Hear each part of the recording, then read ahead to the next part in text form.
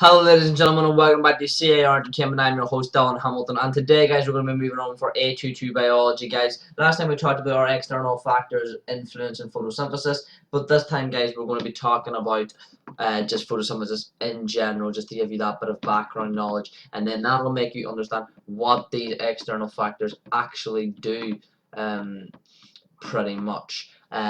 I think I have that right anyway. If we haven't talked about the external factors affecting photosynthesis, please do forgive me, and we will have that video coming on later, which now that I think about it probably makes more sense, because why would I give you that before photosynthesis? But yeah, we're going to go through photosynthesis anyway today. That's all you really need to know. So I'll give you a quick introduction. So in photosynthesis, sunlight is used to make complex organic compounds. Chlorophyll is your major trapping pigment.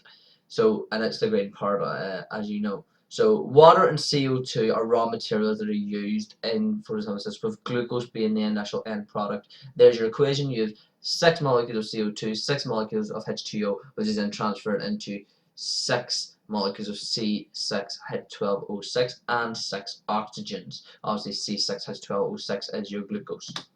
So we'll go now and talk about the site of photosynthesis, which is the palisade layer, and this is adapted for the role of photosynthesis because the palisade cells are close to the least upper surface and they're tightly packed together with numerous chloroplasts. So then below the palisade layer you have a spongy mesophil where the cells are less tightly packed and there's numerous air spaces. But this has its function as it facilitates the gas exchange between palisade cells and the outside environment.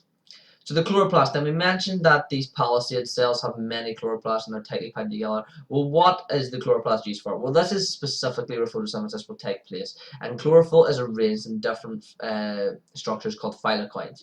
These thylakoids will contain chlorophyll and they will absorb light energy. So when light comes through into the plant, it will be absorbed by chlorophyll in the chloroplast and the thylakoid. So these thylakoids will also contain electron carriers and enzymes in photosynthesis reactions. Okay, the thylakoids will be arranged in this thing called a grana, and the grana contains concentrated light-absorbing photopigments, and these photopigments we'll then talk about later. These thylakoids will be linked together by an intergranal lamellae.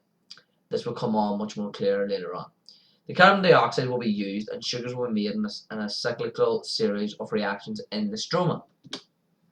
So now we're going to talk about the absorption, action spectra, and then eventually the action spectrum, and that's going to be us done for today. Then I'll come back and I'll talk about the biochemistry of photosynthesis, where this all gets brought together and how the chlorophyll and light harvesting, light dependent and light independent reaction actually occurs. A little bit like respiration, where you have the different forms of that, like the electron transport chain, glycolysis, Krebs cycle, etc. Only it's for photosynthesis. So anyway, we'll talk about the absorption and action spectra right here now. Well, the absorption spectrum shows a relative absorption of light at particular wavelengths. I'll say that once more.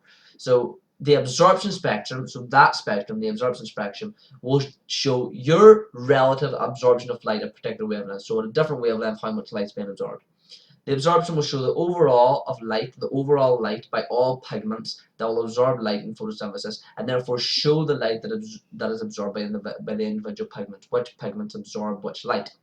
So the absorption spectra of the individual pigments will show the pigments complementing each other by absorbing light over a different range of wavelengths, ensuring that absorbing light over a great range of wavelengths is possible and the more light energy can be reversed.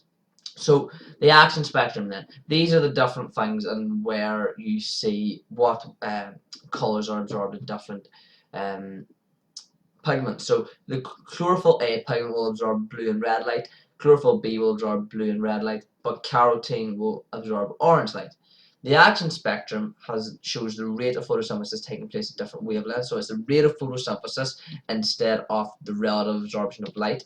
The rate of photosynthesis at different wavelengths and the rate of photosynthesis, which is high for wavelengths over the most light absorbed. So the wavelengths that has the most light absorbed will have the highest rate of photosynthesis. That's essentially what it's saying. I've been Dylan Hamilton from C.A.R. Entertainment, and I will see you next time.